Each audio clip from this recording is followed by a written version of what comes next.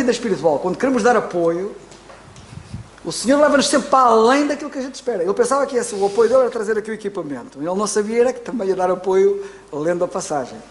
Colossenses capítulo 2, vamos a isso. Então, diz assim a leitura da nossa carta aos Colossenses, capítulo 2. Porque quero que saibais quão grande combate tenho por vós, e pelos que estão em Laodiceia, e por quantos não viram o meu rosto em carne, para que os seus corações sejam consolados e estejam unidos em amor, e em todas as riquezas da plena certeza da inteligência, para o conhecimento do mistério de Deus e Pai e de Cristo, em quem estão escondidos todos os tesouros da sabedoria e do conhecimento. E digo isto para que ninguém vos engane com palavras persuasivas, porque, ainda que esteja ausente quanto ao corpo, contudo, em espírito estou convosco, regozijando-me e vendo a vossa ordem e firmeza da vossa fé em Cristo. Como, pois, recebeste o Senhor Jesus Cristo, assim também andai nele, enraizados e edificados nele e confirmados na fé, assim como fostes ensinados nele, abundando em ação de graças. Tende cuidado para que ninguém vos faça presa sua, por meio de filosofias e vãs subtilezas, segundo a tradição dos homens, segundo os rudimentos do mundo e não segundo Cristo, porque nele habita corporalmente toda a plenitude da divindade. Estais perfeitos nele, que é a cabeça de todo o principado e potestade, no qual também estais circuncidados com a circuncisão não feita por mão no despojo do corpo dos pecados da carne, pela circuncisão de Cristo, sepultados com ele no batismo, nele também ressuscitastes pela fé no poder de Deus, que o ressuscitou dentre os mortos.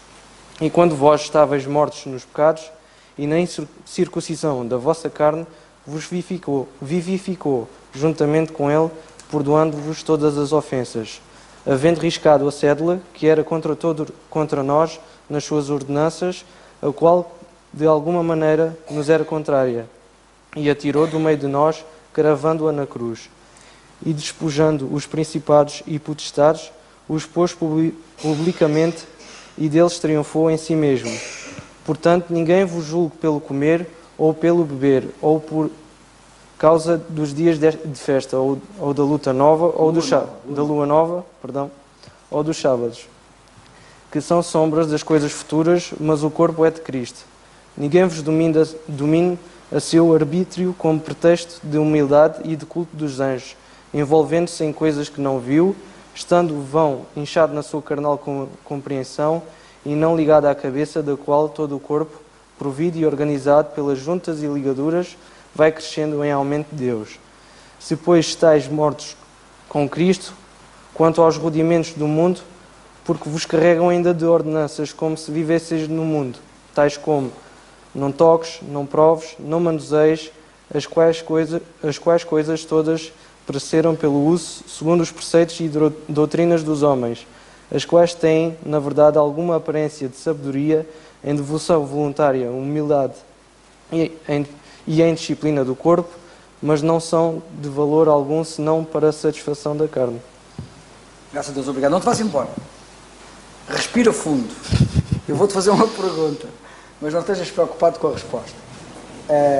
A passagem, quando nós a encontramos, é em Colossenses 2,8, que diz assim: tendo cuidado. Ele diz assim: vocês tenham cuidado. Tendo cuidado para que ninguém vos faça presa sua. Com meio de filosofias, vãs subtilezas, enfim, o que for, segundo a tradição dos homens, segundo os rudimentos do mundo e não segundo Cristo. Ou seja, tendo cuidado para que ninguém vos armeie uma armadilha e vos prenda, como o coelho apanhado lá nas armadilhas, lá no meio do mato, não é? Tendo cuidado, portanto, vigiai, vendo lá onde é que põem os pés, porque pode estar ali um laço que vos prende. A minha pergunta para ti é... Mas estás à vontade. Se souberes responder, respondes. Se não souberes responder, não respondes. A minha pergunta é... como é que eu tenho cuidado para não ser apanhado numa situação destas? O que é que faz com que eu possa estar livre disto? De ser apanhado assim, com filosofias e tradições, etc. O que é que, na tua opinião, achas que me garante que eu, de facto, estou bem alertado? O que é que me alertará em termos de vigilância, e aumenta o meu grau de vigilância para que detecte facilmente uma armadilha que às vezes não está muito visível. Posso usar esse caso prático que o Carlos referiu agora, acerca do coelho. Para o coelho cair na armadilha é preciso andar distraído. E quando nós estamos distraídos, estamos com o nosso olhar fora de foco, fora do objetivo, fora do alvo. E para nós sermos apanhados nessas vãs filosofias é preciso mesmo estarmos distraídos e não estarmos focados na palavra de Deus. A tua ideia é estarmos no foco. Qual é o foco? É focarmos na vontade de Deus e na palavra de Deus e aquilo que Deus quer para nós. Já disseste tudo. Tal e qual. Muito bem. É isso mesmo. Continua, podes continuar. E a gente leu, eu agora, estando firmados, o versículo...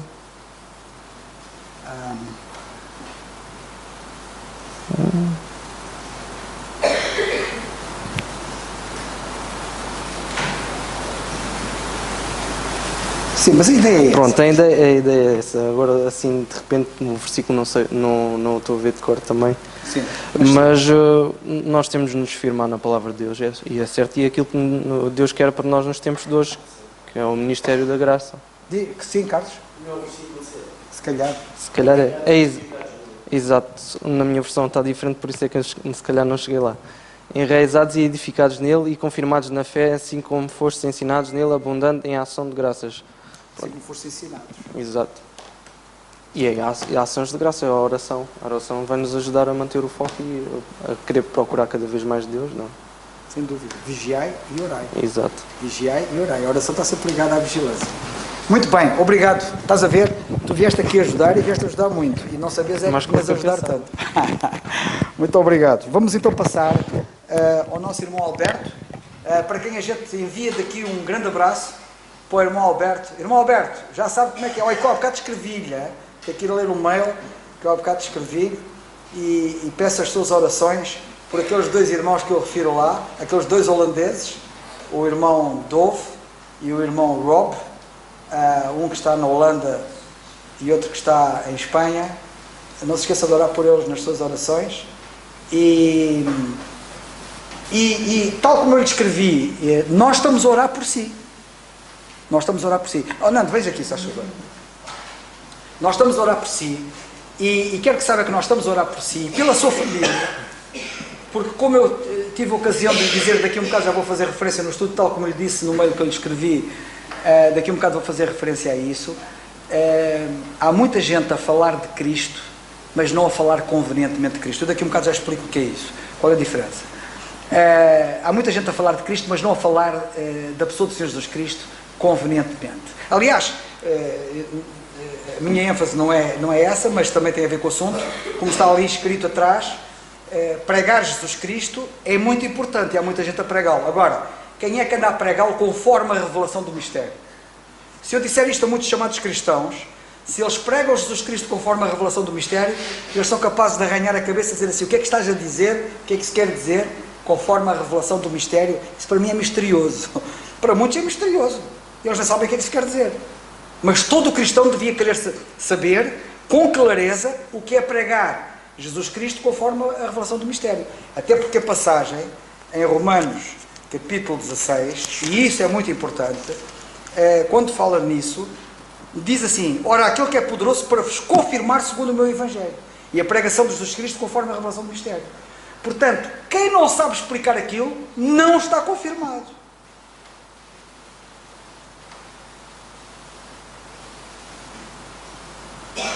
Sabe que a confirmação é muito importante.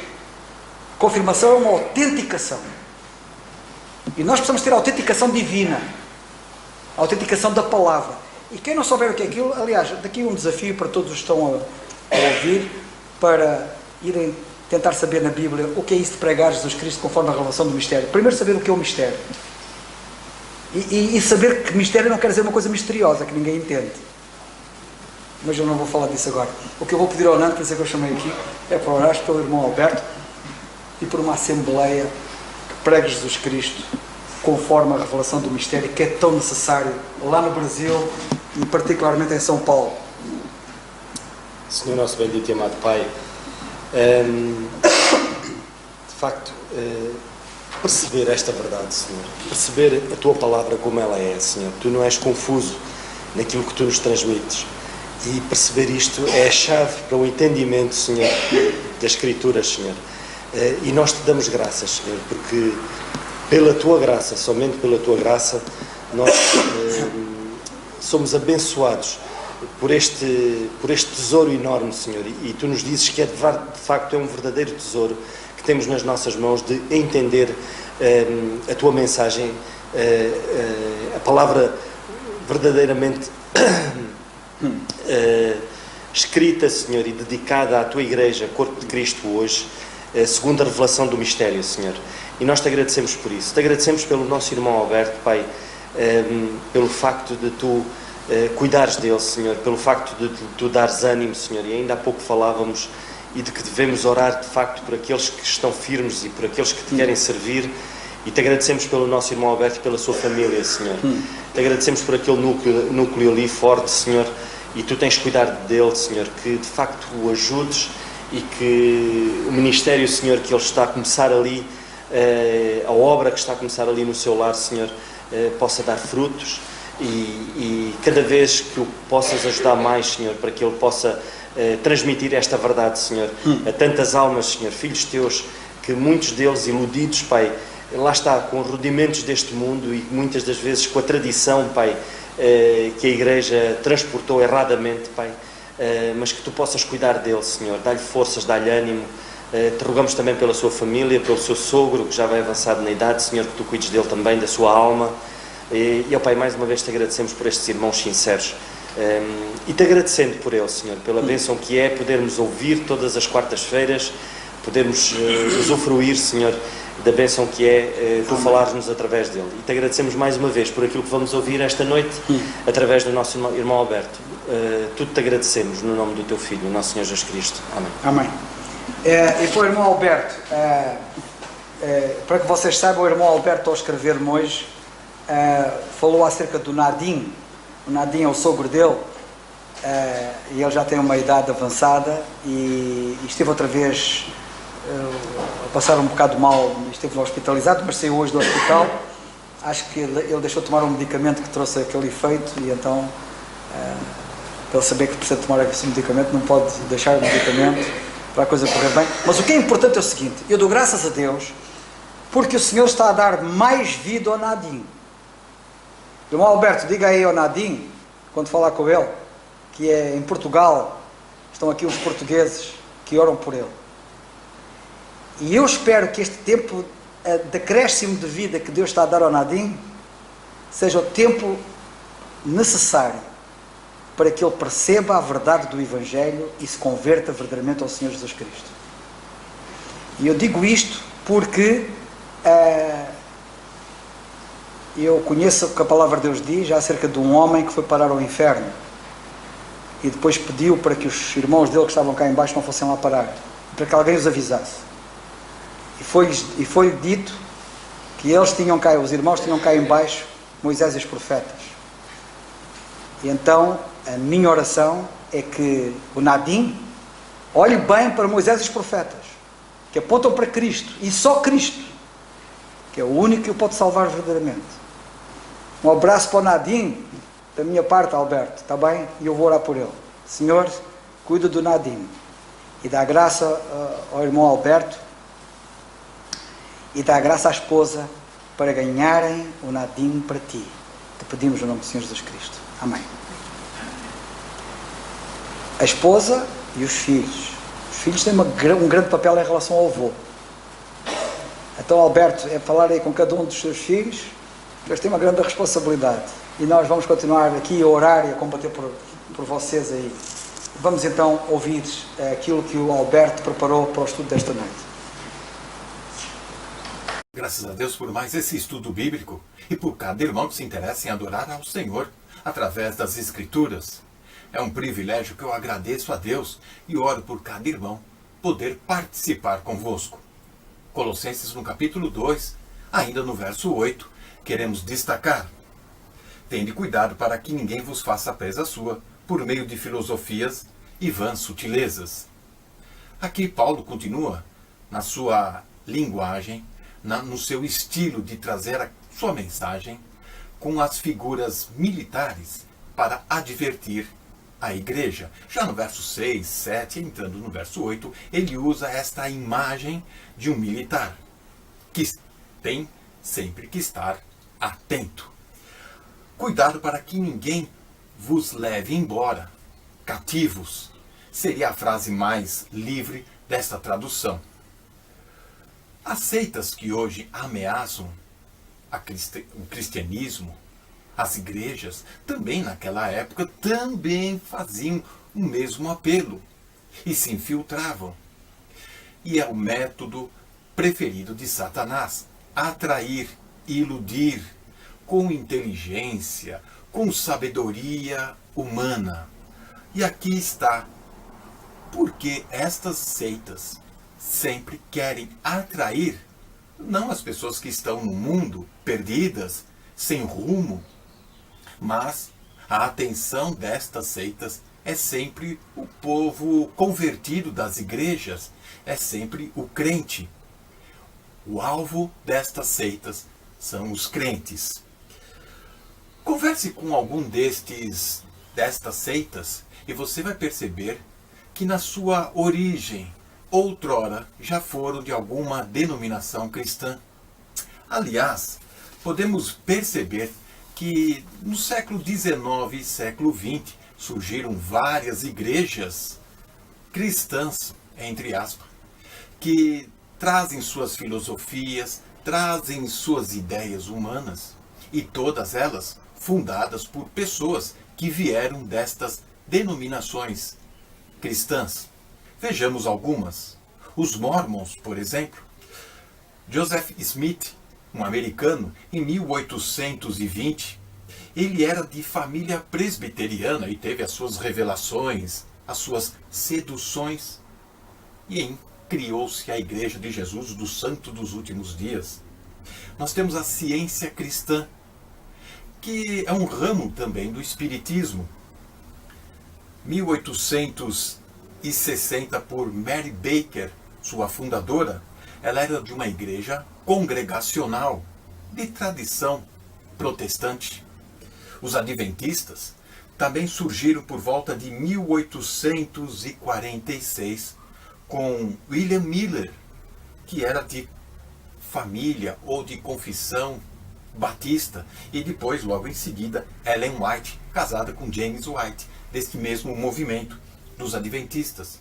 Ambos, os mormons, os adventistas, testemunhos de Jeová, todos eles querem voltar a ter uma vida do Antigo Testamento. Os testemunhos de Jeová, fundados por Charles Russell, isso por volta de 1870. Ele era de família presbiteriana. O catolicismo, no quarto século, ele foi organizado por Agostinho, o famoso Santo Agostinho, que importou a filosofia de Aristóteles e formatou a sua teologia. Curioso é que João Calvino, em 1600, ele vai beber destas águas para formar as igrejas protestantes.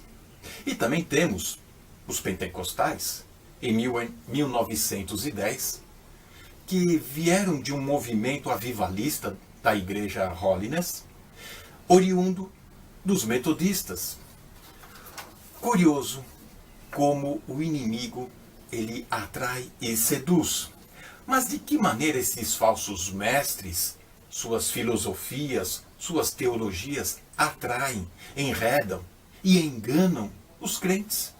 A maneira e a resposta simples que podemos ter deste caso é porque esses crentes não conhecem as Escrituras, não estudam a Bíblia, não sabem dividir a palavra da verdade. Como é fundamental estudar e se ater ao texto bíblico. Quando uma pessoa não conhece a doutrina da fé cristã, ela pode ser facilmente seduzida e, sendo arrancada do seu aprisco, uma ovelha longe do rebanho vira presa fácil de lobos famintos. As seitas, assim como as heresias que se inseriram dentro das igrejas, elas não resistem muitas vezes a um versículo ou outro, e aí é desmascarada a sua mentira, a sua falsidade.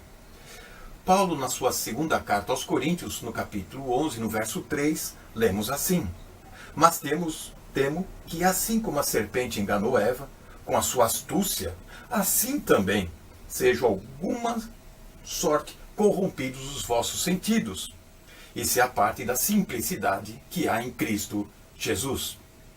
E esta simplicidade que Paulo fala nesta carta de 2 Coríntios 11:3 é aquela verdade revelada a ele do Evangelho da Graça e não do Evangelho do Reino. Por isso muitas pessoas são cativadas, são seduzidas e carregadas para um evangelho ou para uma religião de ceticismo, asceticismo, de obras, e isso cativa e massageia o ego, a carne. Um outro versículo que podemos citar está em segunda carta de Paulo aos Coríntios, no capítulo 4, no verso 4, que diz que Satanás, ele cega o entendimento das pessoas e por isso elas se tornam obcecadas por alguma mentira ou de alguma outra forma de filosofia. Temos também em Tiago, no primeiro capítulo, no verso 14, cada um é tentado quando atraído, engodado pela sua própria concupiscência. Ou seja, nós somos muitas vezes atraídos e enganados pelos nossos próprios desejos, sentimentos, sonhos e devaneios. Portanto, estudar a palavra de Deus, ter conhecimento do Evangelho da Graça, cria um escudo e nos protege de heresias e de falsos mestres que querem nos atrair e nos levar longe. Que o Senhor nos abençoe e nos fortaleça. Amém. Irmão Alberto. Mas dou graça, desde já um abraço forte para o nosso irmão Alberto e para aqueles que nos ouvem. E eu dou graças a Deus. Todas as vezes que ouço o irmão Alberto, aprendo ali em 10 minutos ou 8, aprendo muita coisa. E nós podemos ver, de facto, a importância que é, ainda falando do versículo 8, nós estarmos firmes para não nos deixarmos levar por muitas destas seitas, porque são verdadeiras seitas, infelizmente. Quando a figura do Senhor Jesus Cristo não é o centro, eu diria mesmo que é uma seita, não é outra coisa. Quando a figura do Senhor Jesus Cristo é o nosso foco, aí sim. Eu queria falar um pouco acerca do versículo 8, e quando eu vou ler, tendo cuidado para que ninguém vos faça presa sua por meio de filosofias e vãs subtilezas, segundo a tradição dos homens, segundo os rudimentos do mundo e não segundo Cristo. Esta palavra rudimentos, nós podemos traduzi-la por vivermos uma causa, defendermos causas, e até há quem defenda causas que, como se costuma dizer, causas justas, causas nobres, mas podemos viver uma vida, faz-me lembrar, eu uma vez já contei isto, faz-me lembrar alguém que viveu uma vida a estudar os ursos pardos, e ele defendia a causa daquela espécie que poderia estar em extinção devido a isto e aquilo, e ele vivia aquela causa. Ao fim de 30 anos foi comido por um urso pardo. Infelizmente, às vezes, vivemos causas que nos consomem e que nos destroem completamente. Quando vivemos uma causa que não seja esta causa, que é Cristo, é pregarmos o Senhor Jesus Cristo conforme a revelação do mistério, porque esta é a nossa causa como crentes hoje. Se não for isto, é como se nós tivéssemos, e rudimento também significa nós vivermos um projeto de vida. E quando nós fazemos um projeto de vida que não seja baseado e focado no Senhor Jesus Cristo, isto é quase como o nosso irmão Carlos Oliveira às vezes diz, se nós tratarmos das coisas de Deus e do Senhor Jesus Cristo, estarmos focados nele, certamente Ele vai tratar dos nossos negócios. E nós vivermos uma vida em que tratamos de um projeto de vida e pomos fora da equação o Senhor Jesus Cristo e aquilo que é mais importante, Isto é quase como fazermos um desenho na areia da praia, ao pé do mar, em que vem uma onda e apaga tudo aquilo que a gente faz. Enquanto se nós vivermos uma vida focados em Deus, fazendo a vontade dEle, segundo aquilo que nos propusemos e segundo aquilo que Ele nos revela hoje, é quase como se estivéssemos a cravar, a fazer um projeto na rocha, onde não há vento, onde não há água, onde não há nada que possa deteriorar. Rudimentos pode ser muita coisa. Podem ser coisas muito boas. Nós vemos, aliás, no versículo 20 diz: se pois estáis mortos com Cristo, quanto aos rudimentos do mundo, porque vos carrego ainda de ordenanças como se vivesseis no mundo. Mais uma vez o apóstolo Paulo fala aqui nos rudimentos, ou seja, se nós temos aquilo que é mais precioso, porquê que nós ainda vivemos segundo os rudimentos deste mundo, segundo as causas que nós supostamente abraçamos? E hoje em dia há muitas causas e nós temos de ter um cuidado muito especial em relação a isso. E eu vou falar aqui muito abertamente. Isto hoje está aqui na voga porque temos que pôr quase os animais acima das pessoas e nós temos que chamar os bois pelos nomes e tem que ser assim. Isto hoje já há leis que se pode levar um animal para o restaurante. Isto são causas. E como crentes, às vezes, nós embarcamos neste navio. Eu sou a favor de nós cuidarmos dos animais, mas eles têm o sítio certo deles. Eles são animais. E eles têm o sítio certo. Eles não têm que ter um hotel, eles não têm que ter conta bancária, eles não têm que se fazer um bolo de anos para o bicho, não tem que haver nada disso. Eles têm que ser tratados como têm que ser tratados. Estimar e devemos estimá-los. Mas defendermos é que nós às vezes ultrapassamos certas medidas e que quase como que nós invertemos a coisa. Nós quase que aquilo que foi feito à imagem e semelhança de Deus, pomos para segundo plano. E pomos para primeiro plano uma criatura que foi feita para nos servir. E às vezes, como crentes, embarcamos nisso, aparentemente sendo uma coisa muito boa, mas tem que haver um equilíbrio. Nós temos que ser moderados na nossa vida. Agora, se nós estivermos focados naquilo que é mais importante e nesta causa, porque é o Senhor que opera no querer e no efetuar. Então, se nós estivermos focados no Senhor Jesus Cristo, verdadeiramente nas coisas de Deus, o que é que vai acontecer? Tudo vem no tempo certo. Ainda hoje eu falava com a Priscila e a palavra de Deus não diz que... porque em Eclesiastes nós vemos que existe todo o tempo, todo o propósito, todo o tempo, e as coisas têm o tempo certo. Nós não rimos e choramos ao mesmo tempo. Há tempo para chorar, há tempo para rir. As coisas não se atrapalham. E quando nós estamos focados em Deus, tudo acontece naturalmente. Certamente nós vamos defender a primeira causa, e é a principal, que é isto, que está aqui. É nós defendermos o nosso Senhor Jesus Cristo. É nós pregarmos a Cristo segundo a revelação do mistério.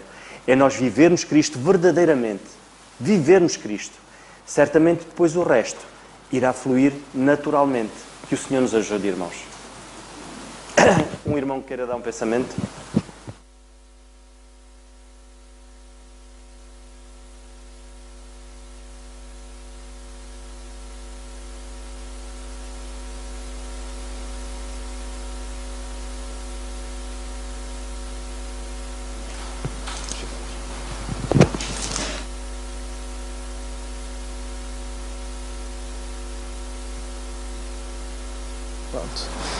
Também vou dar um pensamento curto acerca também do versículo 8, que é onde vamos, e novamente para ler: tendo cuidado para que ninguém vos faça presa sua por meio de filosofias e vãs subtilezas, segundo a tradição dos homens, segundo os rudimentos do mundo e não segundo Cristo. Se nós olharmos e repararmos bem na passagem, nós vamos ver que temos de ter cuidado, e eu já vou tocar nesse ponto, e vamos notar que o objetivo das filosofias, daqueles que usam filosofias e vãs subtilezas, é fazer-nos prisioneiros, ou nós para eles, e atualmente nós somos presas. E há várias filosofias no mundo atualmente, e na sociedade e cultura em que nós estamos, muita coisa que existe, toda a cultura, até diria ousadamente, toda a cultura todo o ensinamento e o ensinamento humano tem como objetivo fazer-nos presas. E fazer-nos presas no sentido de desviar-nos de Deus, tirar-nos o foco de Deus, tirar Deus da equação, tirar Deus, deixar de fazer Deus alguém importante. E o foco é isto, é fazer-nos prisioneiros disso, tirando o nosso foco e o nosso objetivo, como já ouvimos. E vemos aqui que o objetivo é nós sermos presas, sermos prisioneiros.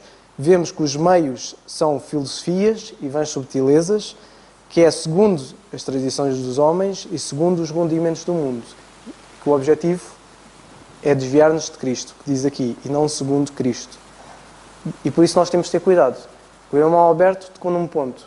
E nós atualmente, até no meio, eu não diria cristandade, diria no meio talvez de tanta seita que atualmente há, e seitas que usam estas filosofias e vãs subtilezas, e nomeadamente muitos tocam na palavra de Deus assim suavemente, para tentarem mostrar que não, nós também acreditamos na Bíblia como vocês, nós também citamos a Bíblia como muitos de vocês acreditam, para depois introduzirem filosofias de forma subtil, e vão introduzindo subtilmente as filosofias deles, para depois desviar as pessoas do foco, desviar as pessoas da palavra de Deus, da pregação de Jesus Cristo conforme a revelação do mistério, e desviar-nos disto para as filosofias.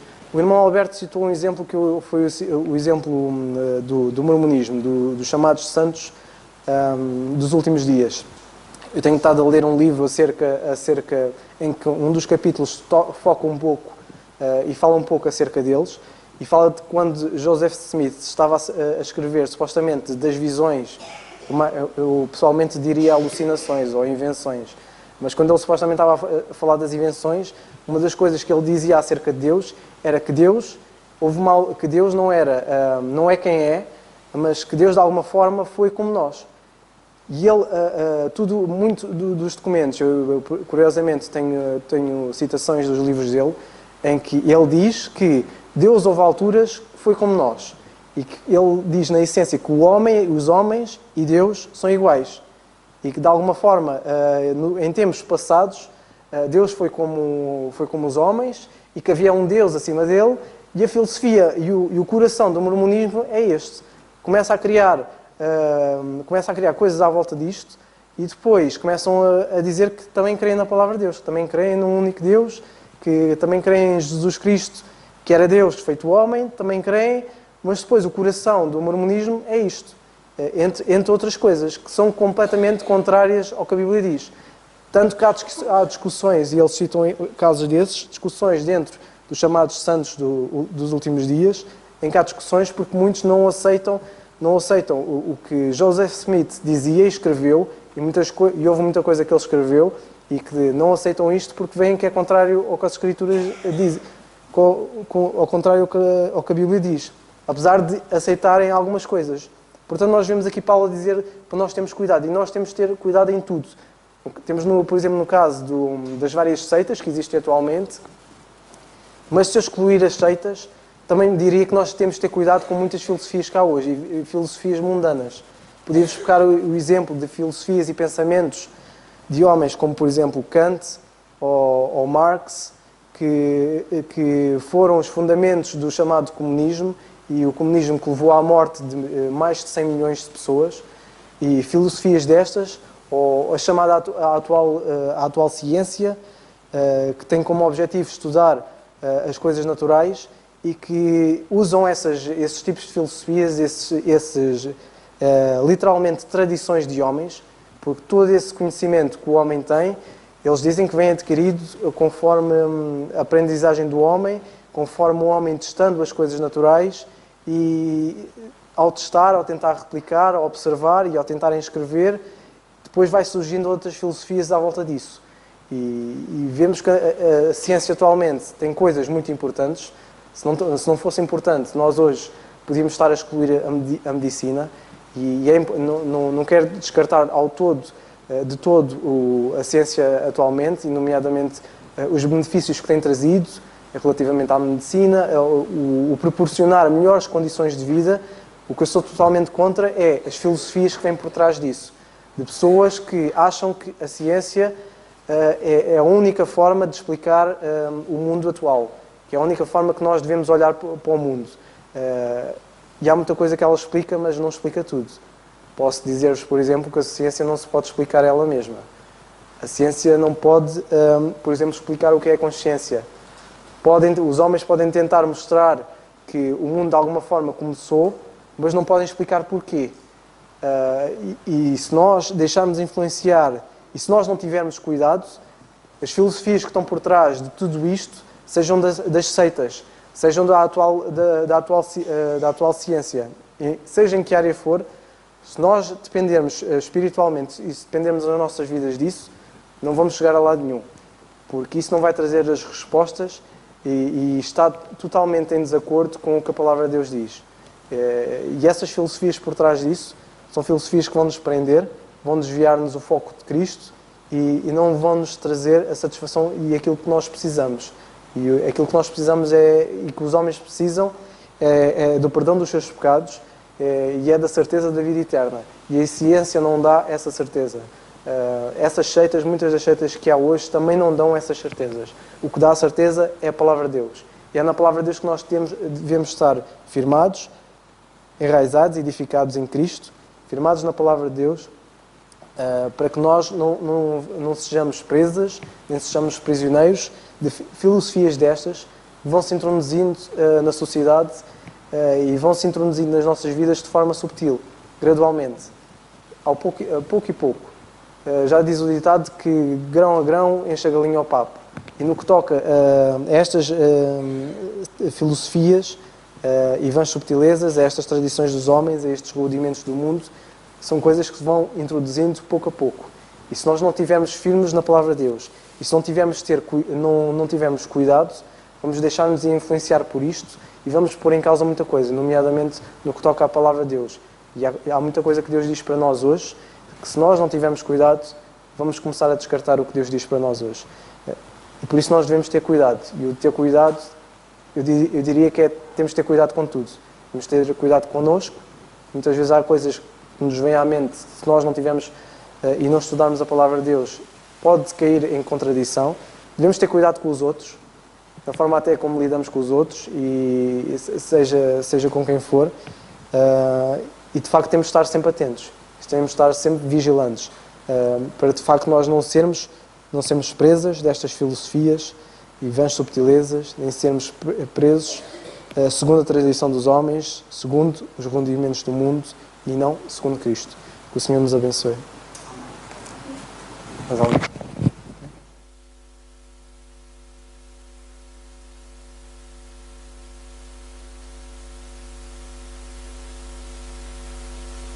E não tirando de maneira nenhuma o pensamento do Dário. Há pouco, quando eu falava na questão das causas e que rudimentos significa isso também, causas, e quando eu falava na questão dos animais, não quero que me interpretem mal, mas uma das coisas muito importantes é que nós não vemos na Palavra de Deus nenhuma referência a nós amarmos o nosso animal. O Senhor, em primeiro lugar, devemos amar o nosso Deus de todo o nosso coração, de toda a nossa alma e todo o nosso pensamento. E logo a seguir, temos um versículo que diz: e amarás o teu próximo como a ti mesmo. Não se esqueçam que a única criatura feita à imagem e semelhança de Deus foi o homem. Só queria deixar este reparo. E vou passar a palavra a algum irmão que queira dar um pensamento.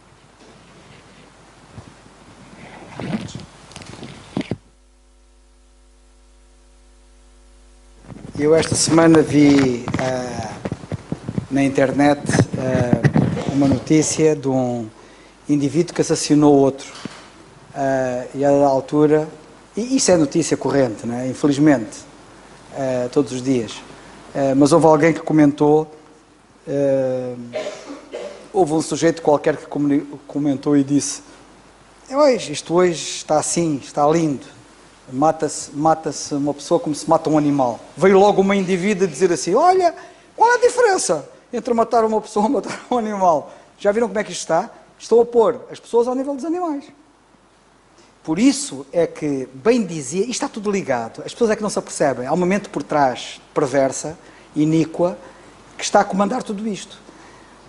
Quando os homens começaram a dizer que nós vimos dos animais, estão-nos a rebaixar aos animais.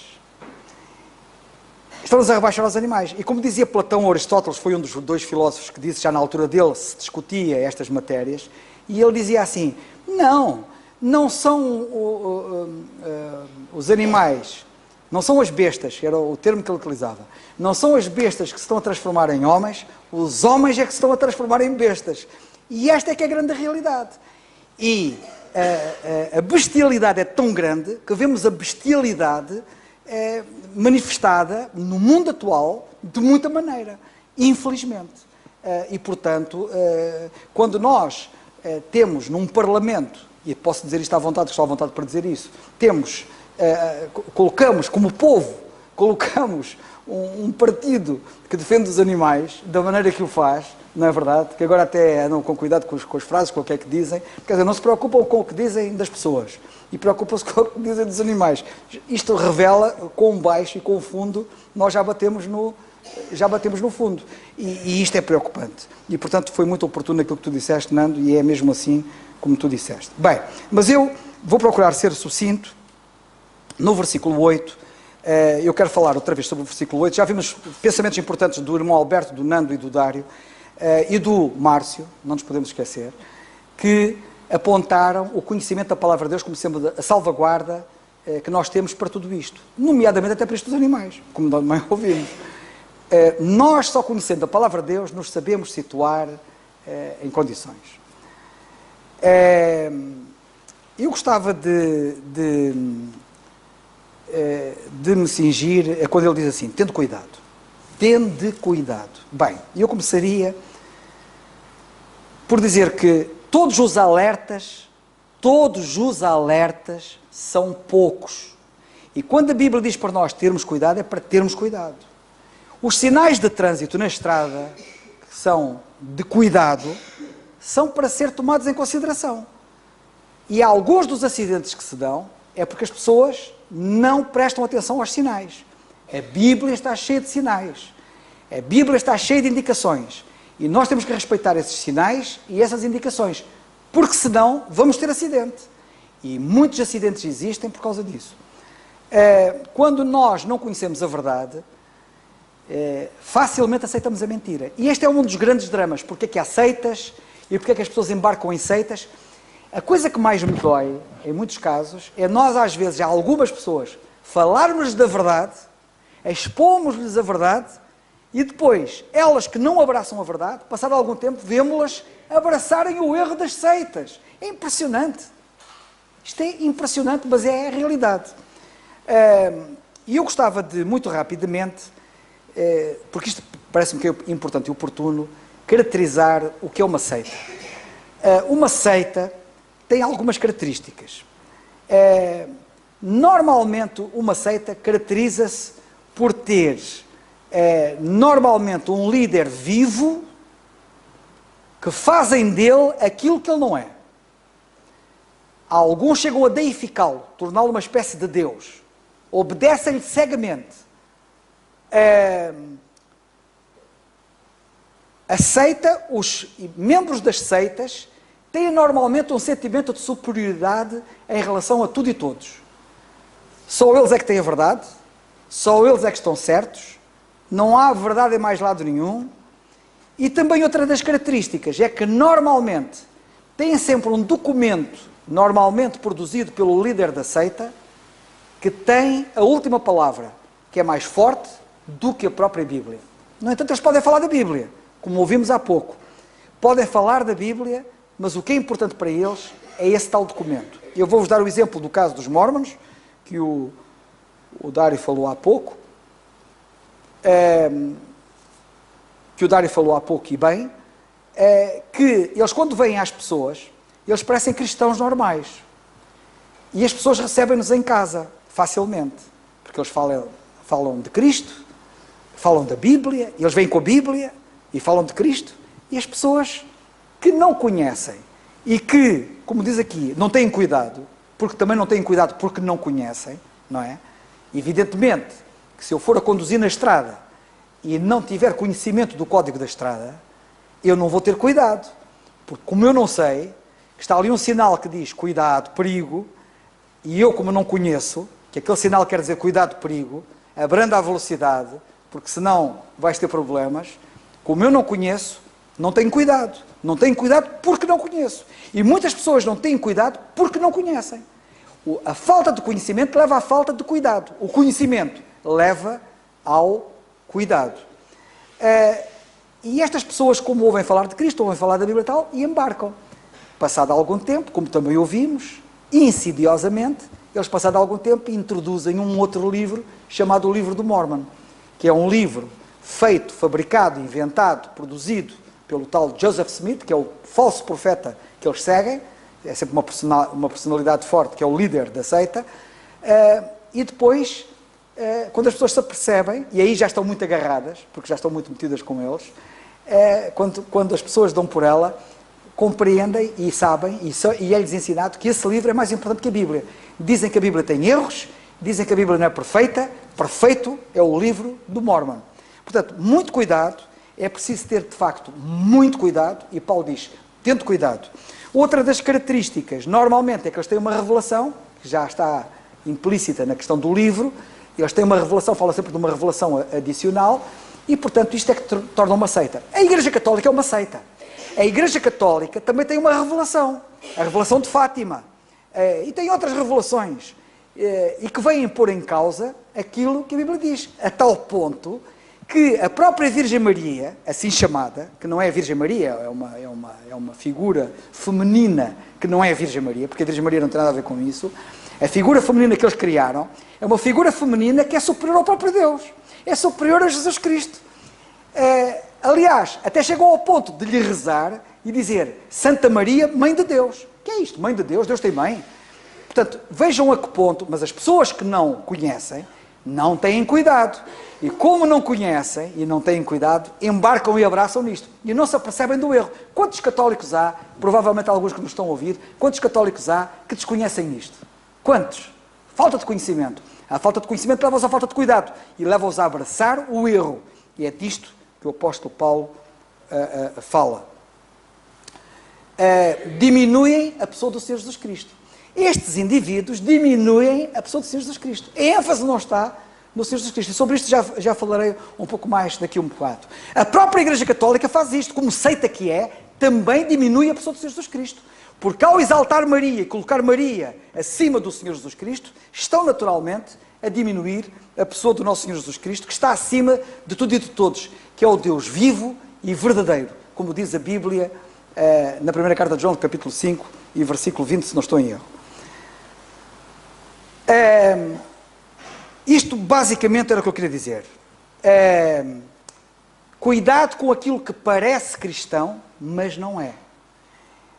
Eu já tive a ocasião de dizer, quando eu era novo na fé, um dia estava todo entusiasmado para pegar num livro e dizia: a verdade conduz à vida eterna. E estava todo contente com aquilo. E cheguei ao pé do meu tio, que era um crente muito mais experiente que eu tinha-me acabado de converter há pouco tempo, e eu todo contente, estou aqui a ler este livro, porque o livro tinha muitos versículos da Bíblia, citava muitas passagens da Bíblia, eu estava a ler aquilo pensando que estava a beber da pura palavra de Deus, sem saber estava a beber veneno.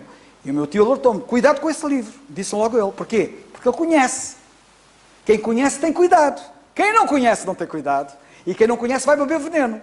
E ele, como conhecia, sabia que aquele livro era um livro das testemunhas de Jeová, das falsamente chamadas testemunhas de Jeová, que introduzia no meio das citações da Bíblia veneno autêntico espiritual, porque diminuem a pessoa do Senhor Jesus Cristo, pregam uma salvação pelas obras, etc. Tal como a Igreja Católica. Cuidado com aquilo que parece cristão. Cuidado com o que parece. E nós temos que ter...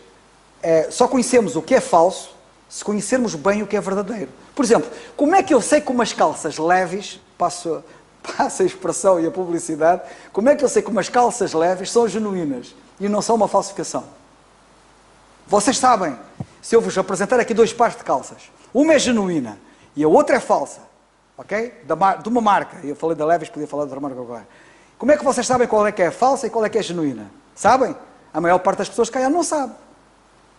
A maior parte das pessoas não sabe qual é que é genuína e qual é que é falsa. Olham para aquilo e parece igual. E de facto parece igual. É assim com as doutrinas religiosas. As pessoas olham e parece que é igual. Parece que é a mesma coisa. Fala de Cristo, fala da Bíblia, parece que é tudo igual. Não é.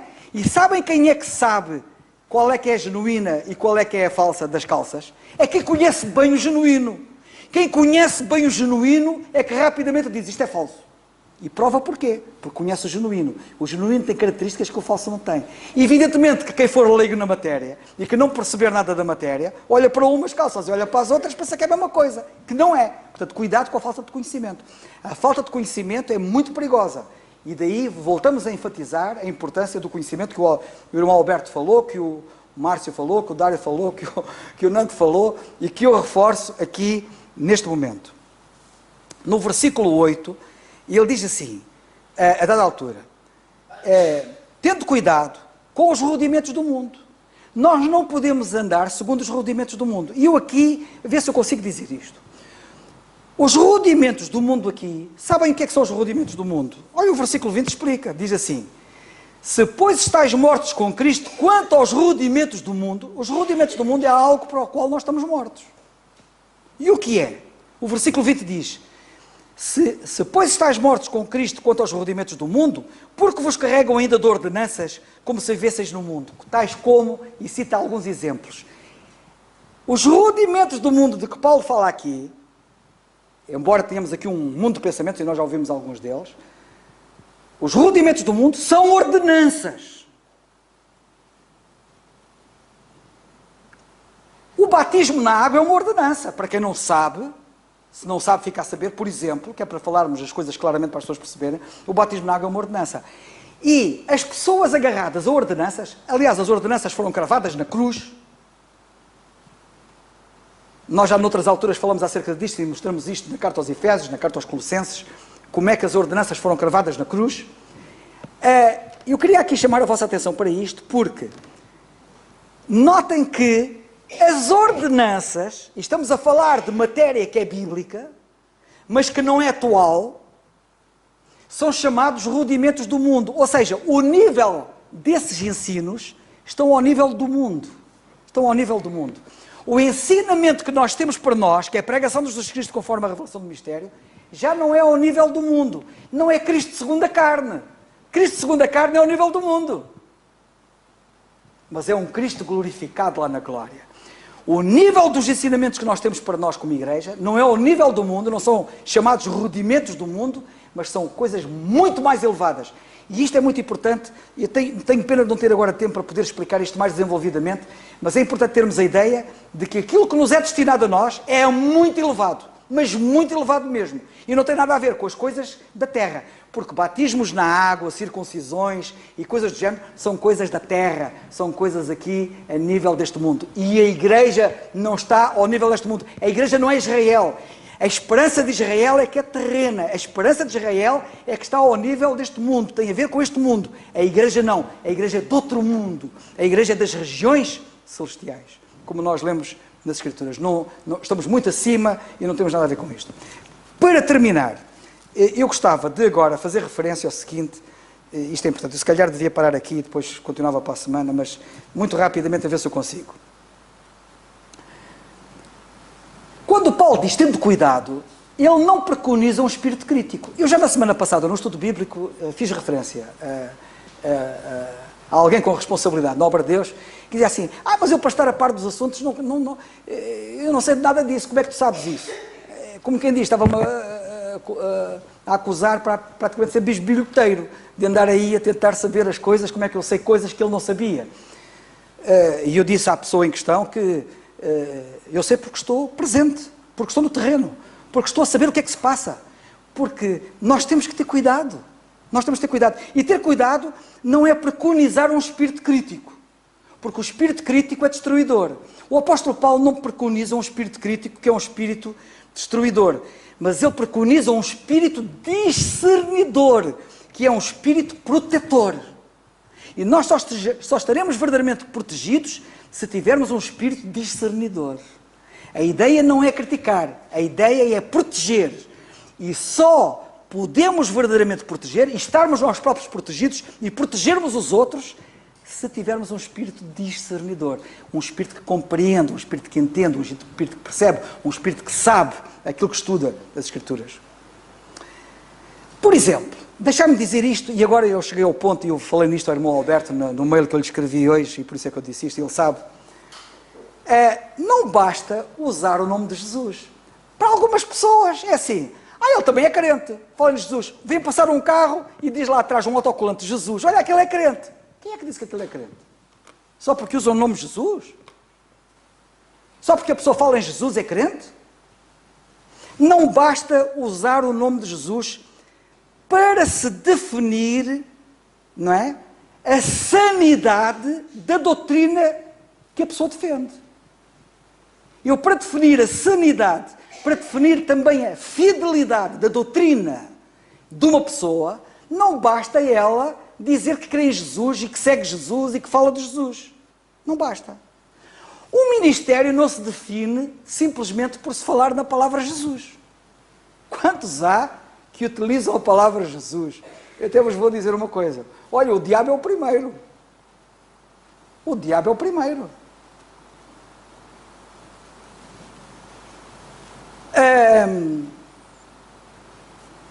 Sabem que quase todos os sistemas religiosos, mas isto é autêntico, hein? E vocês podem confirmar isto, quase todos os sistemas religiosos, evidentemente que me refiro aos chamados cristãos, da cristandade, quase todos os sistemas religiosos dão a Cristo um lugar iminente. Quase todos. Vamos ouvir o Mormon, dá-lhe um lugar iminente. Vamos ouvir o católico, dá-lhe um lugar iminente. Vamos ouvir a Testemunha de Jeová, dá-lhe um lugar iminente. Vamos ouvir outro grupo qualquer, dá-lhe um lugar iminente. Não é? Mas só a Bíblia, e quem conhece a Bíblia, e quem abraça a Bíblia, e quem crê na Bíblia, e quem prega verdadeiramente a Bíblia, é que dá a Cristo um lugar preeminente. Cristo não tem um lugar iminente, Cristo tem um lugar preeminente. Isto faz uma grande diferença. Percebem? Isto falar de Cristo, qualquer um fala. Mas falar de Cristo como Ele é, Cristo não segundo a carne, mas um Cristo glorificado, um Cristo preeminente, como nós lemos na carta, no capítulo 1, já passamos por lá no versículo 18, e Ele é a cabeça do corpo da igreja, é o princípio, o primogênito entre os mortos, para que em tudo tenha a preeminência. Não é tenha iminência, tenha preeminência. Isto é uma coisa mesmo muito importante. Muito importante. É fácil, deixai-me também dizer, também é muito fácil cair da preeminência para a iminência. Que dizer daqueles que voltaram aos rudimentos? Que dizer daqueles que conheceram a pregação de Jesus Cristo conforme a revelação do mistério e agora estão a pregar um Cristo segundo a carne? Que deixaram a preeminência e voltaram para a iminência. Vê-te como é fácil. Eu podia citar o nome de alguns deles e dar-vos a morada deles, se quiserem. Tenho muito gosto nisso, até porque é importante para vocês saberem quem eles são, para terem cuidado, porque vocês têm que saber quem eles são.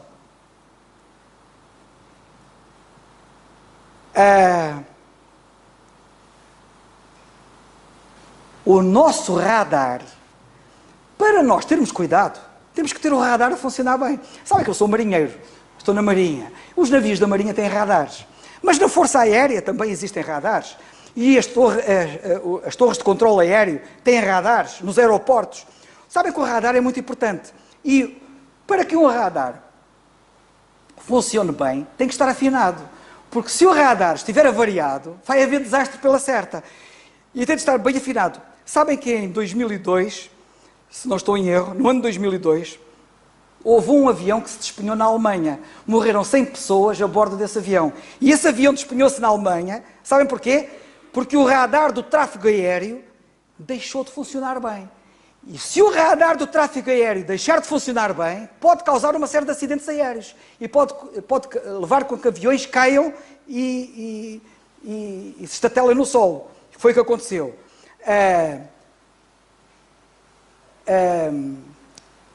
Cuidado com o engodo de todo o vento de doutrina. Há muito vento de doutrina e as pessoas no meio da ventania não sabem de que terra são. E as pessoas precisam ter o seu radar bem afinado nas escrituras para saberem a direção. Sabem que um avião que vai lá em cima, ele pode ser fustigado pelos ventos. E há muitas correntes de ar e muitos ventos Trocam para a esquerda, trocam para a direita. Mas o radar dá-lhe o norte e diz-lhe onde é que ele está e para onde é que ele deve ir. E nós também, no meio deste mundo fustigado por tanto vento de doutrina e tanta coisa errada, precisamos de conhecer pela Bíblia, que é o nosso radar, não é? Um conhecimento profundo, rigoroso das Escrituras, leva-nos a termos o nosso radar afinado para não nos deixarmos enganar. Sabem que, diz a história, que houve um rei que está na Bíblia, que foi o rei Ciro. O rei Ciro era rei dos Medo-Persas. E sabem que diz a história que existe uma igreja chamada a Igreja de Sardo. Não é? Aliás, eu queria vos dizer que em relação à Igreja de Sardo, vocês sabem o que é que está escrito? Estamos aqui uma igreja, não interessa, não vou entrar em questões dispensacionais sobre a Igreja de Sardo, mas é uma igreja. E esta igreja que existiu, o Senhor Jesus Cristo dirigiu-lhe uma carta e diz assim a dada altura na carta que lhe escreve: lembra-te, pois, do que tens recebido e ouvido e guarda-o. Ouviste? O que tens recebido e ouvido, guarda-o. E arrepende. E se não vigiares, e cá está, estarmos vigilantes, se não vigiares, virei sobre ti como um ladrão e não saberás a que hora virei sobre ti. Tendo cuidado, vigiai. Tendo cuidado, vigiai. Esta igreja de Sardo, sabem o que é que eu li sobre o assunto? Que o rei Ciro conquistou Sardo. Sabem que Sardo era muito difícil de ser conquistada, porque Sardo era uma terra que estava... a Acrópole de Sardo tinha sido construída em cima de um pico rochoso, não é? Numa grande rocha, que era considerado inexpugnável. Ninguém conseguia entrar naquela fortaleza. Ninguém. E o Ciro andava intrigado. Como é que eu vou conquistar Sardo? Como é que eu vou entrar naquela fortaleza que ninguém consegue entrar naquela fortaleza? E então, sabem o que é que aconteceu? Uma vez houve um soldado que era chamado Hieroeades. Hieroeades é um nome esquisito, lá daqueles lados, daquele tempo. Esse indivíduo notou um dia, quando eles estavam a sitiar Sardo, notou que um soldado de Sardo, que estava lá na fortaleza, caiu-lhe o capacete pela ameia da muralha, caiu-lhe o capacete por ali abaixo, caiu-lhe o capacete. E este indivíduo ficou atento, e viu uma coisa que ninguém viu, que foi, esse soldado que deixou o capacete cair, desceu algures lá por não sei por onde, e foi apanhar o capacete, cá fora. Então ele topou uma passagem secreta, que foi a passagem que o soldado utilizou para ir buscar o capacete. Quando ele soube aquilo, passou logo a informação. Conheço uma passagem secreta para nós entrarmos lá na fortaleza e vamos tomar conta daquilo. E assim foi. Eles entraram pela fortaleza e o que eu quero chamar a vossa atenção é: cuidado com a falta de vigilância, cuidado com a distração, cuidado com a falta de cuidado, cuidado com a falta de rigor. Pode-nos ser fatal. E neste caso, foi fatal. Foi fatal para Sardo, que devia vigiar e não vigiou. Sardo é uma igreja que não é recomendável, porque é uma igreja falida, é uma igreja falhada, e há esta história que ilustra esta verdade. Eu vou ficar por aqui, que Deus nos abençoe e nos ajude. Vou passar ao Nando. Nando, vais terminar, se faz favor. Desculpem lá eu ter passado um bocado de tempo, mas eu tinha que falar nisto, porque senão... É sempre bom saber. Temos de ter cuidado e vigiar. Vais ficar de pé, irmãos. Vamos terminar com a oração. Senhor nosso bendito e amado Pai, nós queremos dar graças mais uma vez por estarmos aqui na Tua casa, Senhor, e ouvirmos da Tua palavra, Senhor. Te agradecemos mais uma vez pelas exortações, Senhor. Te agradecemos por aquilo que ouvimos. Te agradecemos, Senhor, por cada filho Teu aqui presente, Senhor. E desde já te pedimos um cuidado especial, Senhor, sabendo que Tu cuidas ao pormenor, Senhor. O Teu cuidado é cirúrgico, Senhor, em cada vida, e nós deixamos ao Teu cuidado cada um dos Teus filhos aqui, Senhor, te agradecendo por mais uma vez ouvirmos do nosso irmão Alberto, te agradecendo todas estas coisas, Senhor, de ouvirmos dos nossos jovens, Senhor. Obrigado mais uma vez, porque ouvimos da sua boca a Tua mensagem, Senhor.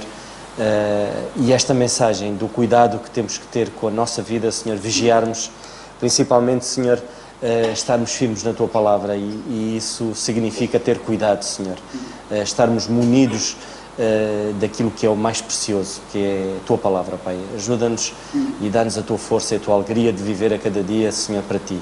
No nome do Teu Filho, nosso Senhor Jesus Cristo. Amém. O culto está terminado, irmãos.